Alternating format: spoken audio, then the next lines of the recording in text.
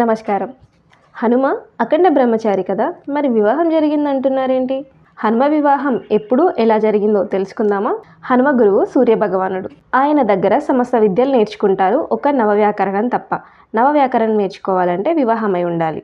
హనుమకి ఏమి చేయాలో తెలియని సమయంలో సూర్యభగవానుడు తన తేజస్సుతో సువర్చలాదేవిని సృష్టిస్తారు.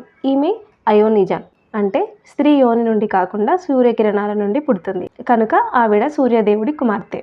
సూర్యభగవానుడు సువర్చలాదేవిని వివాహమాడి విద్యలు నేర్చుకోమని చెప్తారు. కానీ హనుమంతుడు నా బ్రహ్మచర్యానికి ఆటంకం కలుగుతుంది, నేను వివాహం ఆడను అంటారు. గురుదక్షిణగానైనా వివాహం చేసుకో అని చెప్తే హనుమంతుల వారు వద్దు అంటారు.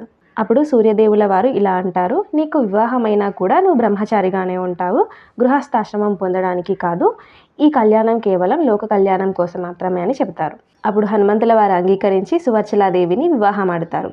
వివాహం అయిన తర్వాత ఆవిడ తపస్సు కోసం బయలుదేరుతుంది. ఇలా హనుమంతుల వారు నవ వ్యాకరణాలతో పాటు సకల విద్యలు అభ్యసించి సకల శాస్త్ర పారంగతుడు అవుతారు. ఈ విషయాలన్నీ పరాశర మహర్షి పరాశర సంహితలో వివరంగా చెప్పారు. మీకు తెలుసా, హనుమంతుల వారికి సువర్చలాదేవికి ఆలయం కూడా ఉంది. ఎక్కడో కాదు, మన తెలంగాణ రాష్ట్రంలోనే ఇల్లందులో. ఈసారి ఇల్లందు వెళ్ళినప్పుడు తప్పక సువర్చలాంజనేయ స్వామిని దర్శించండి, వారి ఆశీస్సులను పొందండి. ఈ ఆలయానికి చారిత్రాత్మక విశిష్టత కూడా ఉంది. ఇక్కడ అమ్మవారు చాలా శక్తివంతమైన వారు, కోరిన కోరికలు తీర్చే అమ్మవారుగా పేరు పొందారు. ధర్మపరమైనవి మాత్రమే. తప్పకుండా సువర్చలాంజనేయ స్వామి వారిని దర్శించండి. జై శ్రీరామ్.